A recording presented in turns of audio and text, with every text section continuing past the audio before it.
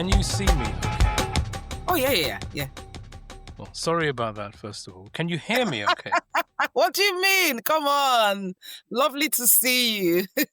I've done a little bit of research, not a lot, Oh, okay. and incredible.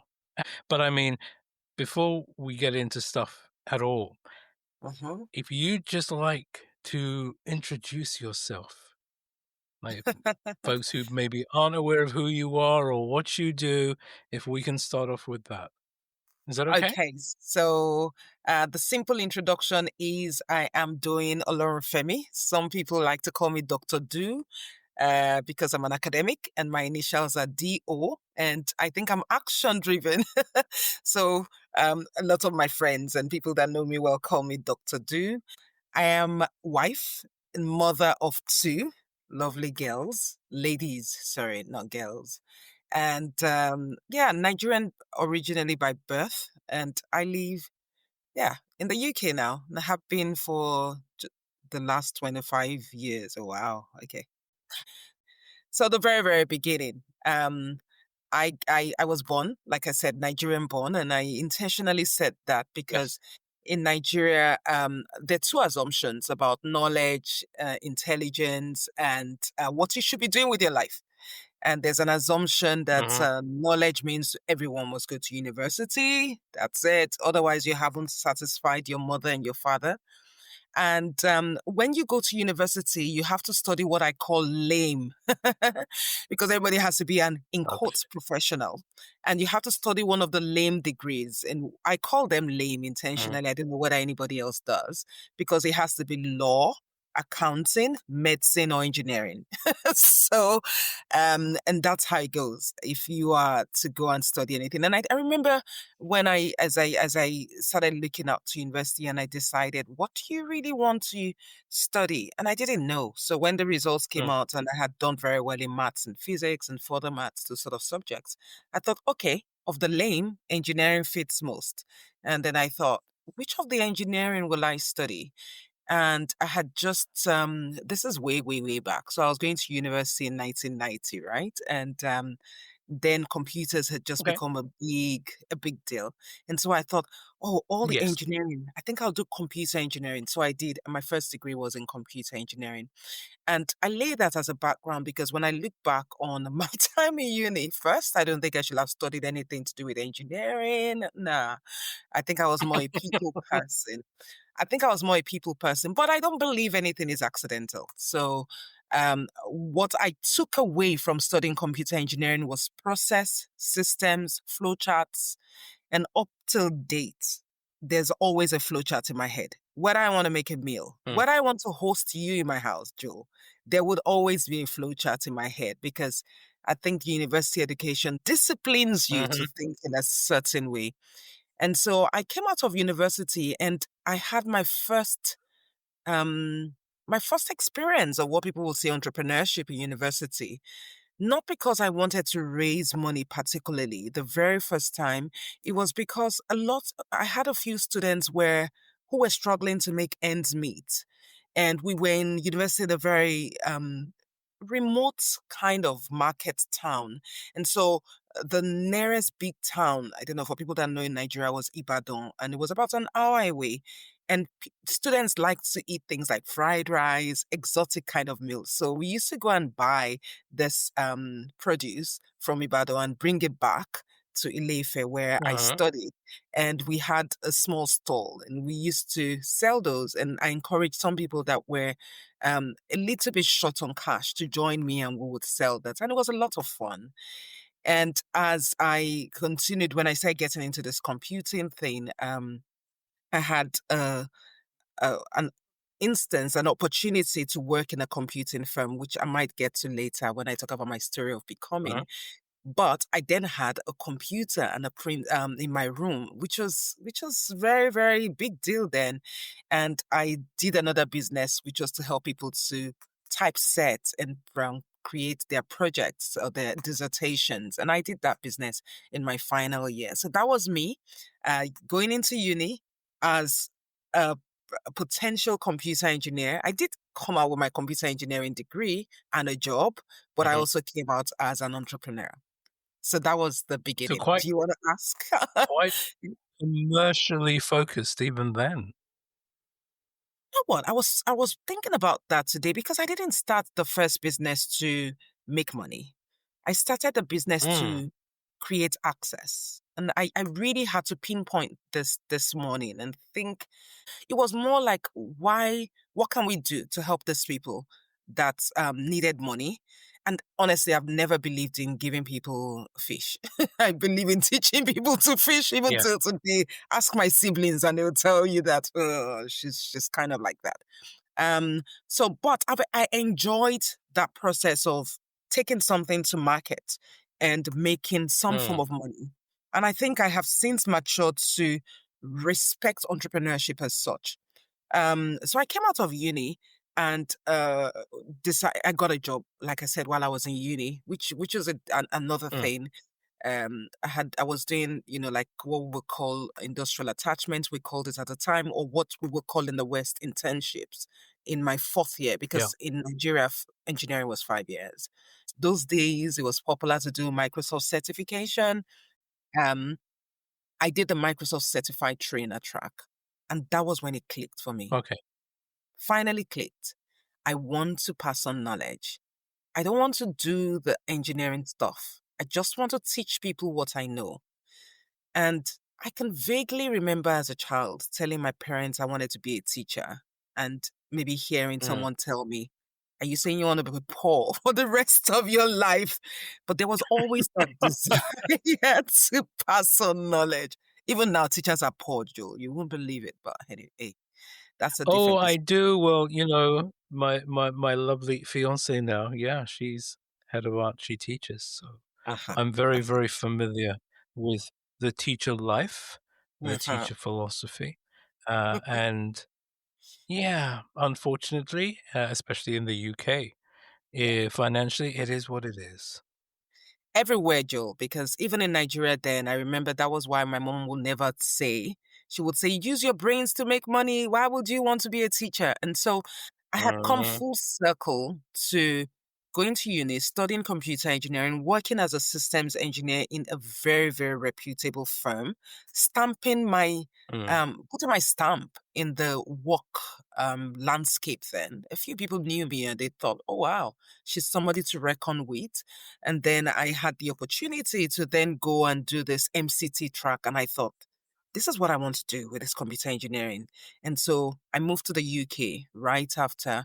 And I said, I just want to teach. I just want to teach. I'll teach computer engineering. I'll teach Microsoft product. Mm. And I started working in a CRM, customer relationship management. In 2000, that was a big deal then. And I was teaching and doing all that. And sadly for me, I was made redundant. I was made redundant in, was it 2002? 2002, October, yeah. Mm. And I thought, Mm. I'm always the best employee. Why? How dare they make me redundant? And I thought, I would never work for anybody How anymore. dare they? Oh, how dare they make me redundant? I had a baby January of What that, an affront. September of the previous year. And I was asked you know, to come back to work because they were struggling to get anybody to fill my position. And I had to go back to work when my Oh, daughter was wow. she was just about 13 weeks old. And this is me 10 months later, they're making me redundant. How dare they make me redundant? So that was the feeling. Goodness. But that was January of 2002. And I remember October 2002 when I got that redundancy letter. It just didn't add up. I'm thinking, what has changed in 10 months? And I think that was when I made up my I mind get that it. I would only work for myself. I would not work for anybody. I would only call the shots. I'm good enough to create my own space and live in my space. And so December, I started a business doing skincare consultancy, makeup sales, skincare sales, and all those sort of Mm. things. And I had set up that company. I had set up that business. And in January, my company called me back to come back to work. I took the job in my own terms. So I worked and I earned the Good same for you. thing. that I was earning, I got back. It was beautiful actually because I got my salary for working only 10 days, which is mad, So and then if I worked You extra to 10 days, negotiated well. You yeah, negotiated well. yes, and Awesome. because because then, contracting and all those kind of things, it was quite new. So I could say maybe a type of Mhm, contract, but I was like, this is how much you pay me if you let me come because I want to take care of my child. I don't want to come back. I don't want to leave my daughter mhm, at home, and the mhm. care for kids and all that was quite different in 2002 anyway. So Very and much so. yeah, and so I did that. I kept doing the IT contract and building my business until 2005. Baby number two came along. And then I decided that no, I'll just be at home and build my business. And I did. I did. And it was really, really fun because the business allowed me to mentor and work with other women that were interested in doing the same thing. So not only was I Mm, selling, not only was I having my own thing, but the key part of it was that transference of skills, of knowledge, and to build a team. And the last time we tried to do the numbers, I think over the 19 years that I did that actively, I had well over 1,000 women pass through my team. And these were women that I had to help to set up their business and to help them put mm, strategy in their business. Now, doing it on a big scale, because it wasn't just about helping them make a few bucks, it was about helping them make a living.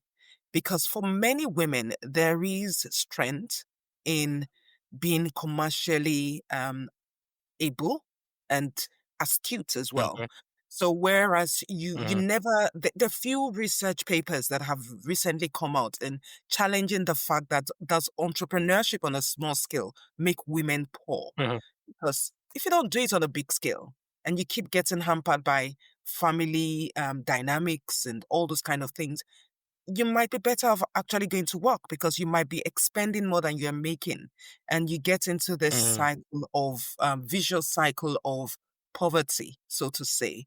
Um, except you do it on a big scale. One of the things that you find is that women, they like to, first of all, achieve some form of efficacy before they go out there and launch big time. Not all women, I generalize, but a significant number of women. And so helping women put that strategy in place to say, you don't have to just do this to make ends meet, but you can explore big opportunity and you can be all you want to be and build this. And there's no difference actually when you look at gender, it's just what is in the mind. And so in 2015, I decided to take that one step further and I started a company called MAPHA Limited. And MAPHA, MAP, it's an acronym, Motivate, Adorn, Prepare. Okay. Motivate, Adorn, Prepare. I just felt, let's work on the inside, let's make her look good and feel good on the outside, and let's prepare her to take over the world. So we called the company MAPHA Limited, and it was dedicated to women, ambitious women who wanted to make a change in their life, who wanted to just do something positive. And yeah, that was how I went full on and then registered a proper business and had all those things put in place. And I really, really enjoyed it. And I used to do conferences. That I had a book club. that's amazing. I mean, But you know about listening to MAPA, your didn't s you? well, there's a different way of ingesting information, right? Let's put it that way. Mm-hmm. And to be in this setting and just listen, right? And I'm doing that classic man thing of at this point, I really am paying attention, or I'm trying to pay attention. And there is, and keep me honest here, Doyin, please. There So is, for me, a theme already where there is such a strong advocacy for community, right? possibly. I mean, if as I said, I'm listening to you and I'm hearing, okay, it's not just about making a buck. It's about operationalizing. It's about creating frameworks that enable other Mhm. people to be self-sufficient. Um, but not only just create those frameworks, but be an advocate for them, to be visible. Mhm. That's incredibly powerful. Thank you. And I Does think that make being sense, what I've just powerful, tried to describe? yeah, definitely. And now you say it that way, being powerful is actually stepping forward and doing it too. Because it's all good to say, this is a path that I have charted for you, walk in it without actually doing the work. And I think one of the things that I've always held there in anything I've done in my life is, are you going to say it or are you going to leave it? Are you going to be the one to step forward first and do it? I mean, even with the girls, I have never requested anything or required anything of them that I wasn't first ready to do. It Mm. is, it's tricky. It's difficult, but I Oh, believe that yes. that's the way to do it. Yeah. So I don't know whether it's No, but called I've advocacy, but yeah. no, it's a brilliant trait, that you clearly have, and again, it's your story, right? Mm, And from college days, from uni days, it was about community, it was about enabling, it was about utilizing the opportunities that were presented, sometimes then moving to, I guess, creating those opportunities, mm, whether they were born out of, a random situation or whether they were deliberately curated. But the foundations of what you've done previously and clearly what you are doing incredibly successfully now, thus far, I can see that thread. I can see that mhm. thread of community, of advocacy, of enablement. And you said it already. Um, yeah, you'd rather help people learn how to fish as opposed to just give them fish. Um, yeah, I think And that's if you were awesome. my student and I was marking your dissertation, I would have just said, Joel, you analyzed the data properly and you have extracted the right findings. So yeah, I will not disagree with some of the things that you said. And so I don't want people to think, oh, altruistic doing, she's just doing it for people. I have never lost money on any business. And I think one day we sat down and counted, and I had done 7 different kind of enterprises in my lifetime, in my short Mm, lifetime. mm. And I never lost money. Maybe I never made any of them a unicorn, but I always made money. I always covered my bases. So the numbers have always been important to me.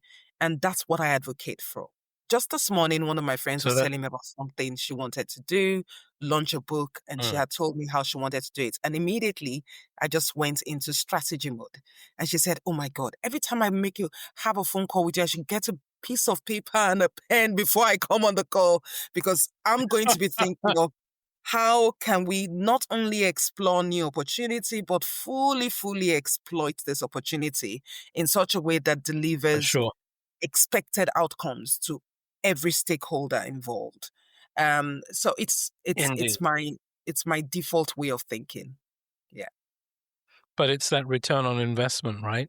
That has absolutely. always been critical. It's on your critical path for what you've done. Um, so, okay. So, So we continue the where story. are we then? Yeah, so we Yeah. started Let's just MAPHA recap. Limited. Go ahead. Yeah, yeah. So we started MAPHA Limited, and MAPHA was fun. Um, it was into I had a YouTube channel, which I don't know, we kind of lost. I don't know what my husband did. No, Oh, dear. I know what happened. I think he Oh, had something dear. to do with no changing. It's not his fault. I just like to say it that way. But we lost our Google account somehow, and everything was parked under that account. Again, if it's not yours, it's not yours. So I had a YouTube channel, and I had over 150 videos there, and I started doing something called Minute Motivation. Actually, it started out as Okay. Minute Motivation, and I tried to give. I started it in 2014 December, so just nuggets in 1 minute, and then I'm very pro acronyms. I think there's too much stress in life. If I could just make it an acronym, then people will remember. So Mm, I created one, for instance, for productivity called CROP, and crop means create a list, rank the items on the list, optimize each item, put a plan in place. So I think if I do a speech and I make it into an acronym, you only have to remember mm, one word. mm. And if you remember the one word, you might eventually figure out the other elements of the speech. So with MAPHA, I was in conferences which were sold out. They were very popular, actually. They scared me. And I got a lot of speaking gigs, both here and in the US. And people would just reach out to me and ask me, would you speak here? And I had, like I said, the unique selling point of whatever speech I made, I could always summarize it as a one-word acronym. So that's And MAPHA. then? And then we continued with that. And why did I pack it up? I'll tell you what happened to me one day. I invited a speaker to speak at one of my Okay. conferences, and she was just talking. She's brilliant, right? People liked her and people recommended, people had requested that can she be one of the speakers? And I was looking at her and Mm, thinking, you've never run a business in your life. All you know is just book knowledge. And so, of course, my husband and I are very close. I mean, I first met my husband when I was in my teens, and we're just very close, right? And so I tell him everything, wisely or foolishly, I don't know. So I went home that day and I was telling my husband about how this woman had never run a business in her life. And everything she just had was book knowledge and just book knowledge. And he said to me, he said, wisely, he said, I wonder if when you speak, people think all she just knows is practical knowledge and she's never read a book in her life. And I was like, how dare they think I've never read a book in my life? And so I kept that in my mind. And MAP 2017, one aspect of it was a strength finder test where we had this psychologist that came and you traced back as far back as you could remember. You tried to capture what your mm, strengths are so that you could exploit it for, um, based on what the current macro environment provided as opportunities. And one thing that ran through in that thread was teaching, was that value from academia, something like from studying, that kind of strong value system that was heavily mm. linked to education. And so I came out of there. We normally used to have MAP in June, and I came out of that and thought, maybe I should take on this challenge and actually go and read a book in my life so that when I speak next, I can combine practice with academic knowledge. And so that very week, I went to the corridors of University of London, went to the different ones in Bloomsbury. We have UCL there, we have SOAS. And Birkbeck happened to be having an open evening, and I went there. And I just loved the fact that there were older people there. And so I said, I'm going to be here. And I Mm. came home, announced, I'm going to start um, a master's because I was told you have to do a business master's for you to do a PhD. And I wasn't certain I wanted to do Yep. a PhD at the time. I just wanted to get knowledge so that the next time I spoke, I could also put academic knowledge in my experience. And and then I announced, and I think some people choked on their food that day on the table. Those Oh, doubters, no. family Oh, members. no. How dare they? But Joe, I'm the kind of person that used to say before, why do we want to go to school? Is it not just to make money? Please, let's all be making the money, What's school? I'd said it a few times. So you can't blame the people that choked on their food. But that was it. October that year, I was in school and I loved it. I mean, when I would come home, the backpack was in the evening. And even when I arrived home Mm. very late at night, I would still be buzzing. And I thought, I'm back to where I belong in this classroom. Without hesitation, I put in for a PhD. I was fortunate to get full funding and stipend for my PhD. And I thought, if they believe in me, then I can do my part. And I started the PhD. Now, one of the things that I would say is that in the MAPHA days, one of the things that I'm a very reflective person. So I like to look back and I would summarize the year. And I had written two hashtags in 2016. Hashtags were just becoming very funky and a thing then. And I wrote the first hashtag, don't laugh, stilettos at 80. I Okay.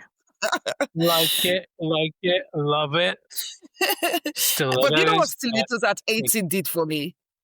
It told me I had to exercise, I had to eat well, I had to if I wanted to wear stilettos at 80, I had to have a lifestyle that supported me being able to wear stilettos at 80. So it wasn't just a hashtag So now of, no, no, no. So now we've gone from mnemonics to metaphors. Awesome.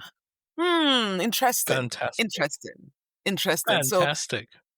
stilettos at 80 was everything for me. It meant eat well, make an effort with your health journey. Don't just sit on the couch and watch TV all day.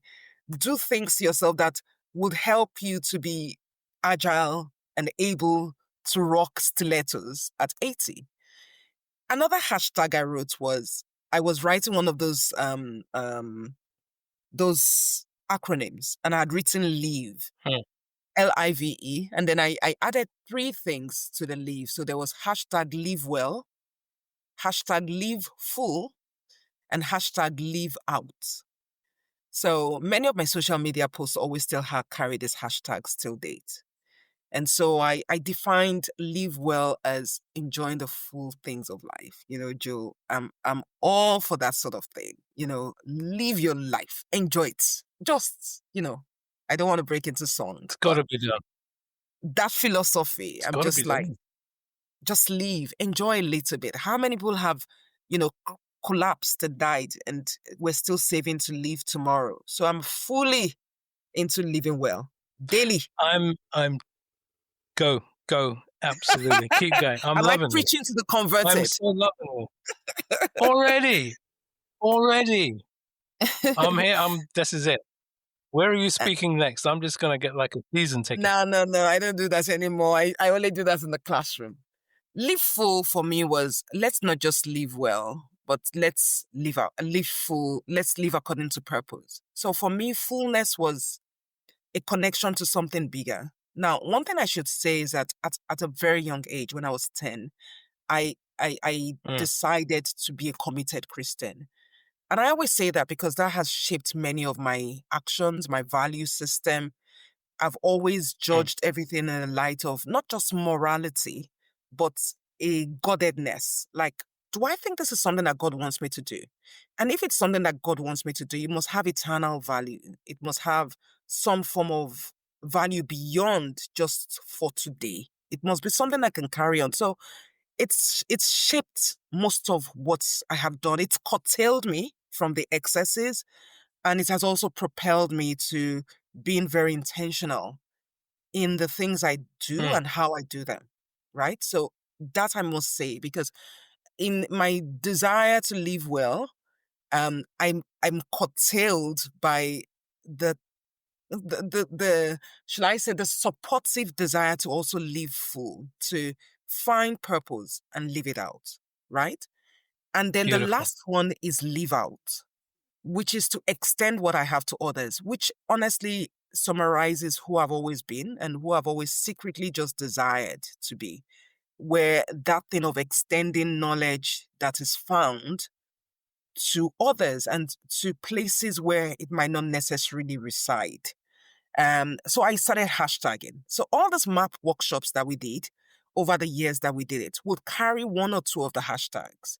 So I could say map 2019, for instance, was live out, live well and live out. And it had, I think the theme was maximize me or significant me. The theme was significant me, where we did a lot about health and how you could, in the Black community, connect with your health as you live well, and then to live out in terms of have impact within your sphere of influence. So every map workshop would have one or two of this sort of things. Mm, And the seventh map, mm. when we reached our peak, I just felt it was time to let it go. And everybody was like, why, I don't want to ever leave map. So the last map carried the three hashtags. Um, and There's a you know what? book here. What? There's a book? Where's this book? When is it? But I've When's the book authored coming four out? books. I've authored four books. I'm an author. My first book was published in 2017. Um, There you 2017, go. A There you Letter to My Daughters. And A Letter to My Daughters was all about just passing on what I had learned and what I had learned over the Sure. years. daughter one was turning 16, and I challenged myself to write her story. And so that was that. And I've done Grow with Goals. I've done Days of Grace. I've done Reading Journal. So I've done a few things that I published along the way on Amazon. And it went hand in hand with my YouTube channel. And it served as a token that people used to recognize me. And that was why I got a few speaking engagements and all those gigs at the time as an author. For sure. Do I want to write something else? The issue with being an academic is that there's such a high level standard that you want to meet that nothing ever feels good enough. So it might be more difficult to write another book now because you keep putting a standard, and yet, unlike before where I just sat down and just wrote what I thought, now I have to research it, validate it, and put all sorts of things in it. Anyway, so maybe let's see how it goes. Just listening to that aspect of our lovely conversation, um, there's one of those phrases that I've come out with and I bore everybody with. Um, Smiling is the only currency worth anything. Mm, mm, And as you were sharing your frameworks, your metaphors, they all, for me, it really, really resonated with you need to be happy. yeah. And I think the way that you've described and with the passion and the exuberance that you are describing the things that you've done. I mean, I can Mm, see you. I mean, this podcast is audio only, but it's it's validating for me that success goes hand in hand with smiling mm, and sharing those smiles. You could be the epicenter of something, but then how you plan that, how you demonstrate that via whatever methodology, how it's fulfilled, how it is supported, all of those things are so evident in what you are talking about. mm, And mm. just that way of thinking, it's I it's just wonderful. It's just so awesome to hear. Thank you. And you know, when you said success, I remember what my MSc dissertation was all about. And I was Mm, interviewing a set of people that had were successful entrepreneurs who had failed at a uh-huh. previous venture. And we were trying to unpack this idea of success. And one of my main findings and the framework that I backed that dissertation with was the live well, live full, live out framework. Whether you go to the Bill Gates, they got to a point where it wasn't just about making enough money to buy the newest car, to connecting with something that they felt that, okay, you know what? I then want to help the world get rid of malaria and I want to empower other people. So you could always trace that live well, live full, live out cycle with them, that uh, it's almost like a cycle of life. And we interviewed 25 entrepreneurs at the time for my master's dissertation, and all of them, you could see this coming out and through it. And honestly, people ask me, but what does it really mean to live well? Is it about just amassing wealth and everything? Okay, so let me give you a practical example, make it less abstract. So last month, haha, I don't even know whether I'm allowed to say this yet. I guess I am. I won't tell you what show I did. I got it into my head that I wanted to be on a TV show, on a mainstream TV channel. mm, Why not? Why not? okay, I wanted to, if okay. I could earn money, if I could win some money, fine. But I just really like game shows. I like it when people are excited, when people come in with no money and they win something. And I really like the ones that are Awesome. just based on luck. That, the chase is good and I love it. You know, we love you. Okay. But it's very knowledge centered and oriented. I prefer tipping points where you're just dropping a coin and you don't ever know where the coin is going to head. Of course, there's some questions Mm, as well, but you know what I mean? I really, really like the ones that are just serendipity, luck, something like that. Anyway, so I applied yeah. and I was on the set of this game show. Oh So that's my me. I can't wait to see it. My Okay. husband, he took the day off to drive me there because now I think initially he used to think, what's wrong with you? But now he's just like, okay, let's go. It makes you so happy. And I remember when I was doing my PhD, I just thought I need something to motivate me because honestly, if you've never, I'm not discouraging anybody from doing a PhD. Do it, do it, do it. It's good. But the many times I just thought, you were successful, making a lot of money. What are you doing to yourself? What are you doing? And it was very tough. And so I said, I need a big, big motivation that aligns with my person. And so I thought, why Uh, not? Let's do A to Z of all the countries. I go to a country for every letter of the alphabet. mhm, hmm And so when I did anything, I just went, mhm. just traveled. The rule was I had to spend 48 hours minimum in that country. And I just did. I have three left. I still have three left because I think I was traveled out. Last year I didn't do any of them. I just got tired. Um, but that's for me. It's just a reward system that is not based on being frivolous or being um but just something that just makes you feel I'm worth it. And why not? Why not? If I want to, It's if I can afford it and I want to go to a nice restaurant, then why mm, not? Do you understand? So that's what I mean by living well. of Just course, giving yourself that deserving thumbs up every now and then. 100%. Yeah, I try to live by the same philosophy, right? When you Yes. can, I think you should, right? It's not even a maybe. It's like, yeah, okay, we can do this, so let's do this. And it's very, very important because you work hard and you have to be honest to yourself, I think. Mhm, Yeah. All work and no play. Maybe it's a reward mechanism. Maybe it's just that sense of satisfaction that adds to the end of an equation that says, I have achieved. mhm. And And do you know who needs there's, this the most in our families? tell me, Maybe women. tell Maybe me. women. Maybe women, Joel, because you make the dinner, you spent ages in that kitchen and you made a mistake, you double salted. The children are Mm-mm. not nice. Oh, mommy, is it salty? So I think Oh dear. one of the things no, and I generalize, but one of the things I found I could give to women as I help them on their journey of becoming was a little hint of this philosophy.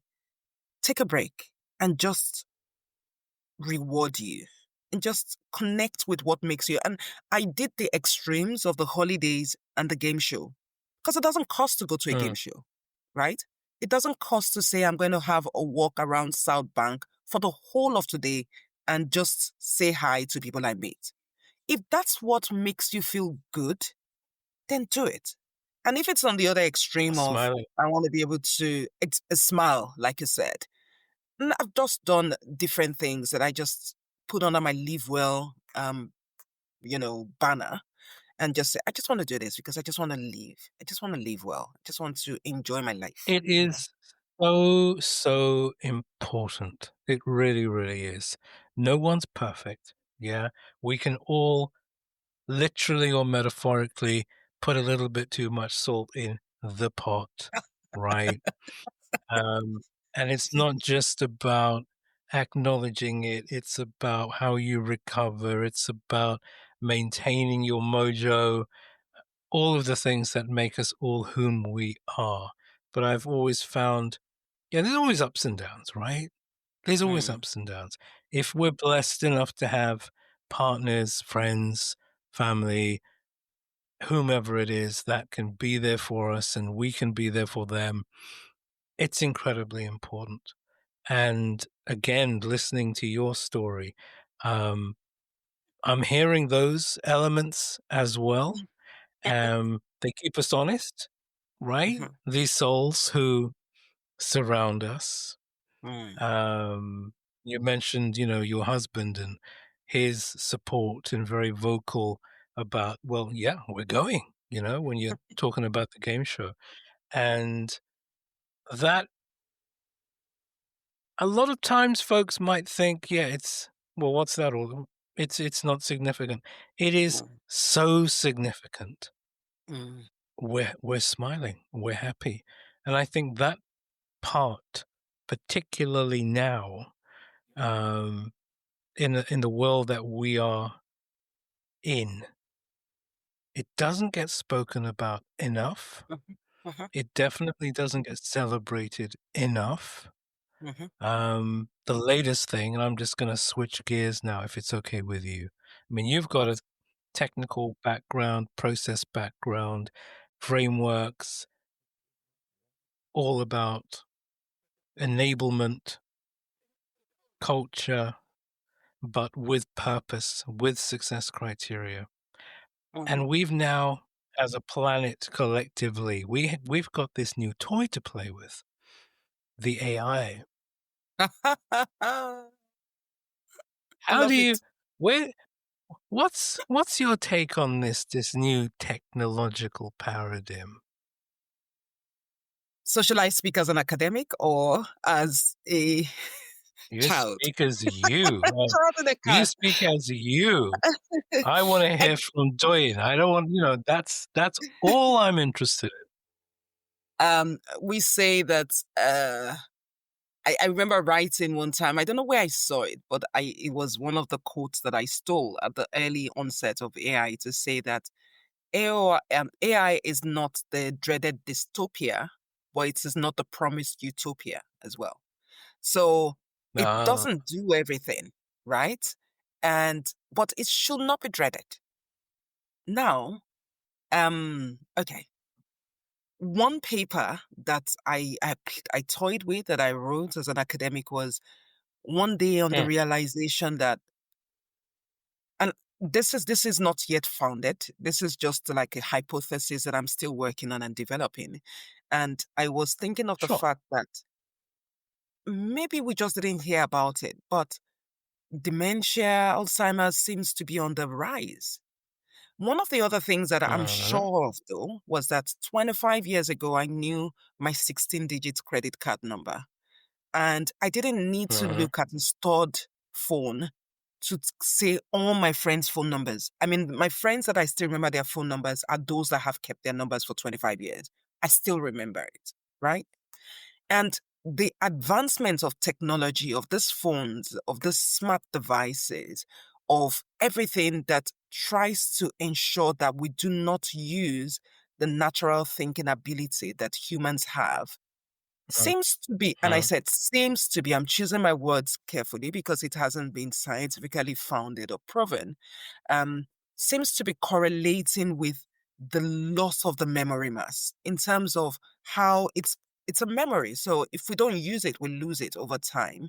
And I uh, don't know what it is. I don't know whether the whole agenda is to make us also robotic, that we just follow some commands. So I love AI. I use it. I don't think there's any day that I don't use some form of AI. And I don't use it for uh-huh, search. I use it to sometimes query and um I use it also seriously sometimes if I want to do some focused work that I want to save time uh-huh, on. I use it a lot for synthesizing. So if I think I've written a lot for students to consume and I want to synthesize into one table, still form of what you talked about, automation and all those kind of things, I would use AI for uh-huh, it. But I'm also very cautious not to lose my ability to do mental maths, not to lose my ability to uh-huh, think because I am outsourcing that ability to a device to AI, pretty much. Um, yeah. So does that answer your question? I've spoken like a It politician. opens you've yeah, okay, I'll take that, but you've opened so many other doors, which I knew you would. I just had this funny feeling, okay, I'm talking to an incredibly motivated, intelligent woman, and yeah, that's a very, very serious opening to a whole new set of questions. And you're quite right. I can still remember the phone number of our first house when I was a kid. Mhm. right? I can recall mobile numbers and even house numbers of friends of mine, family. To this day, I can remember those. Not hundreds, right? I'm not that kind of strange person, but at least 20, 25 of them. Now, when mobile phones came into play, how many mobile phone numbers can I regurgitate? Mm, Next to none, mm. because the framework that was developed, it wasn't a number I had to remember anymore because technology took away the need for me to remember the number because then we could just save the number against somebody's name, Exactly. Exactly. right? So it's a kind of shift of focus. But as you've eloquently said, that particular observation, yeah, the jury's out. Um, Maybe there's some papers somewhere that people have done, haven't done, whatever. Um, but I think the broader observation, I completely agree with you. Um, yeah, technology, yes, it can make things easier, but then are we diminishing our own cognitive ability, Absolutely. And right? there's a paper that For convenience. MIT, yeah, so MIT did a study Mm, and they were looking at AI. And of course, MIT will never rubbish artificial intelligence. They are the seat of technological learning, right? And one of the things they found was they were looking at different levels of introduction of AI. And then they found that the mm, best one was when the human had owned the thought pattern, had considered things themselves first, and just mm. used AI to fine tune, and then came back at the end to conclude. Because what they found was that the people that start straight away from AI, their cognitive ability diminished over the period of the study. It's scary stuff, you know. I know people talk about, I oh, agree. zombie days and all those kind of things. And that is what I put forward to myself. Like, don't lose your strong point. I mean, there's a case study about Dell, right? And Dell, Mm, mm, we all know Dell Computer, and they outsourced most of their activities and all the things they did, and they outsourced at some point their core competence, which was the motherboard. And the way it goes is that at some point, nobody that was working in the main office could troubleshoot the motherboard, right? This is a retold story that I read in a book, so I can't say that I have mm, researched this mm. myself. But what they did was that they began to lose their competitive advantage because their core competence had been outsourced. So if you look at your core competence now, like let's talk about this podcast that we're doing, right? We would say Mm. that your core competence is chatting with me. You could outsource the editing, you could outsource the finishing. I don't know who does it, but you can. But the day you begin to outsource and you say, oh, I'm going to give AI to ask the questions because it can be smarter and it can actually analyze the things that are being said before me and make it better, give me better output. That's the day that the program begins to die. And I think that's the warning bell that, and it's not, I'm not putting out scary stuff there. It's, I still have to tell myself this all the time. Like, be careful what you're No, outsourcing, I think artificial intelligence. it's incredibly, incredibly important because the velocity that this new technology is, I won't use the word progressing, but the velocity at which it is moving, it's scary. Thankfully, there are some frameworks now. The EU have started to think a little bit more and deploy governance structures around it now, which is great. Um, but the ability to think, to understand how just to think, and then be able to articulate a message so that the recipients can not only receive it, but then understand it and then share that. And like you're saying, if you use the example of this episode of the podcast, we're having a conversation. I'm having a great time. I could outsource the editing. I could do whatever, whatever. I don't think I would be comfortable with that because Mm. I'm learning so much about doing this, Oh. um, and I'm enjoying myself tremendously with doing this. I'm learning about people. I'm learning about their stories, and honestly, it's such a joy. Um, Again, smiling. We're back to smiling, right? Always. Um, and that's just gorgeous. So I think AI's got a place. You're right, Yeah, but definitely. I think we need to fundamentally understand what makes us who we are, and be not maybe obsessive, but be more responsible. Absolutely. Mm. Where's the personalization? Where's the essence of whatever it is? You cited how you utilize it. What I was thinking as soon as you were saying that is, I do use large language models in the same way, but literally 60 to 70% of the information that comes back, it's all what they're telling me now is hallucination. Absolutely. It's not, it doesn't stand up to scrutiny. Mhm. So if you asked it a question, maybe you're writing an academic paper and you wanted not to do the graunchy work back in the days of the library and sourcing the No, we're information not and even allowed digging to out use it the for references. writing, actually. We're not allowed to use it. So that's a different discussion. But if well, for sure, but if students do, right, Of course. and it will bring back 60% complete garbage. I mean, Garbage. sometimes with the stuff that I've written, it's just made things up, which Yes. is weird. It's so weird. So I think the governance and the due diligence are incredibly important. And we need more people like you who can marry the Us. technical. Okay, I'll take that. That was very generous. Who know that there is a technology to be utilized, but know that the technology is a subordinate.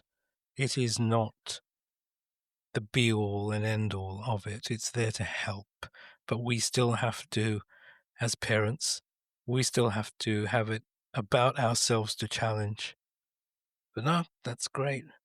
We've been Do you know what? yapping now I for think about that an. AI, sorry, AI has something to Mm, be said. Something said for AI for DAI though, because I mean, and English is not my mm, first language. Okay, so when I've written things that a little bit convoluted, mm, AI is mm, great to say rewrite this in 100 word, um, in 100 words, and target mm, it to this sort of audience and let it have this sort of feel. I mean, the speed mm, at which it does that, I could not produce that quality, right? So, but like the MIT study, what I should then do is use that to teach myself so that next time, mm, maybe I will have the ability to be that concise and sharp in writing it. So I'm not rubbish in AI. It's very, very useful. Times when the girls have want to travel and they say, I have £200, I want to go to Prague, recommend here. Even when we traveled, I said, recommend the best way to go from Hurghada to Cairo and the best company yep. to do it.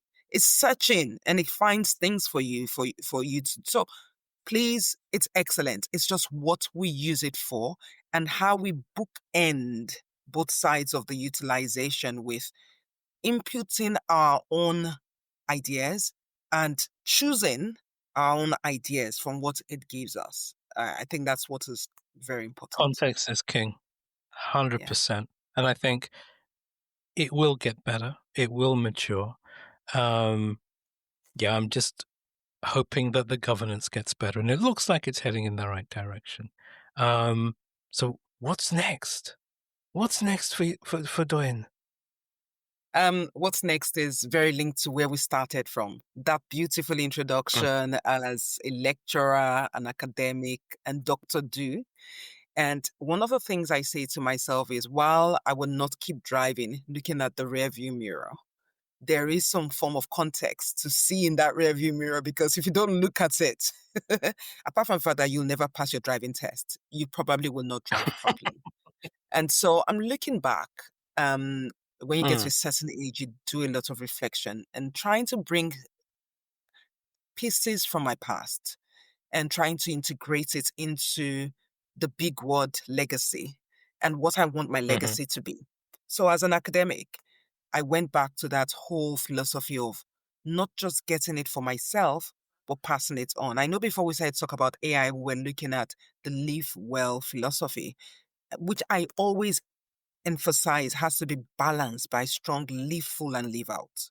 And so in my living mhm, out and living full, I've gone back fully academia. And that's why when you introduced me and I did not mention the fact that I was an entrepreneur, it's because sometimes I look at the entrepreneurship process and the time as a becoming season rather than an end point. So when I look at myself as an end mm, point, I look at myself as someone who helps others to explore and exploit their unique potential, whether this is in an academic space or whether this is in life generally as a coach, mentor, teacher, anything that allows me to do that will always be my next step. I'm loving doing that where I work right now, where I can mm, actually research things and feed it back into classroom. And I'm not just a lecturer, I am something called an ACE, which is Academic Champion for Embedding Employability and Enterprise, with mhm. a strong assignment to ensure that our students are not just coming out with a degree, but also connectivity to industry for job focus. I love that because I can then leverage all what I've learned in the industry, those that I know, the processes that I've learned. I know what works and what doesn't work, having worked that season, and pass it on to this young crop of students. It's I'm fascinated by students. I can't tell you how much because I'm not just So changing one important. person's life. It's a generation. It's a generation. A student walked up to me yesterday and said, Dr. Doyin, I want to start a careers club. Would you help us? I said, of course. Go and start it. I would support you. For me, that is the joy to know that this student, it doesn't end here.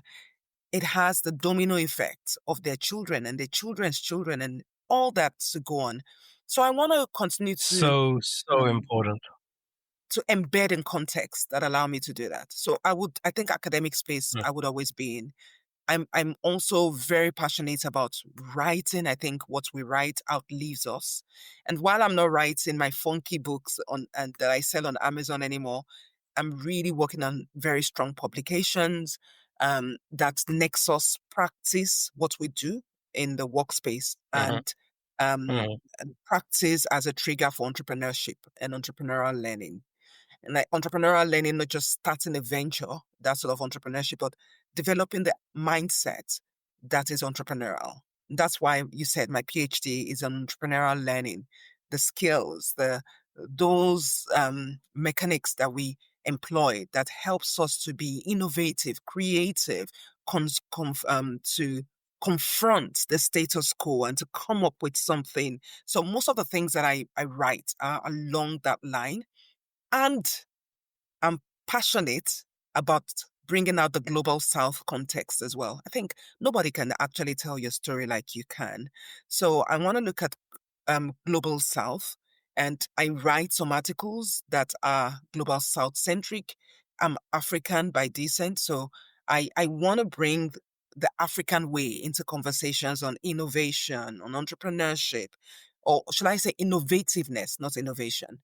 Um, Entrepreneurship, criticality, and all that. And it kind of like merge this indigenous knowledge systems with what is the norm and the known knowledge systems in a way that does not put one down at the expense of the other, but nexuses and brings rich insights to them. So that's what I'm writing. And maybe tomorrow I might move to other aspects of doing this more on a policy level, but the whole Mm. idea would always be help people to explore and then exploit their uniqueness such that they can leverage this for competitive advantage in whatever sphere of life they find themselves. Amazing. There's so much we can learn as a planet, um, that presently we just don't. Different cultures up until now, let's put it that way. Uh, it's been quite de rigueur to sideline them. You go to school and Western philosophies are front and center. You don't necessarily get to study or, as a general theme, African, Asian, South Asian, indigenous populations, philosophies. They become closeted, they become specialisms. And I think the work that you're looking to do, is to bring them into a broader sphere so that we celebrate these specialisms, but we celebrate them appropriately with everything else that's on our planet. Because one culture, one people, yeah, there's so much to learn from everybody. I think that's incredibly important. So Super. fantastic. Again, fantastic, fantastic work. Um, it's been an absolute pleasure to speak with you, to learn more about you, and to Likewise. share your wisdom. It's I can't thank you enough, Doyin. It's been a wonderful, wonderful episode. Oh, thank you so much. Very, very kind of you. It's been lovely to just have a laugh in the middle of a work day. Again, we're living well. Again, smiling is the only currency worth anything. Tell me about it. Fantastic.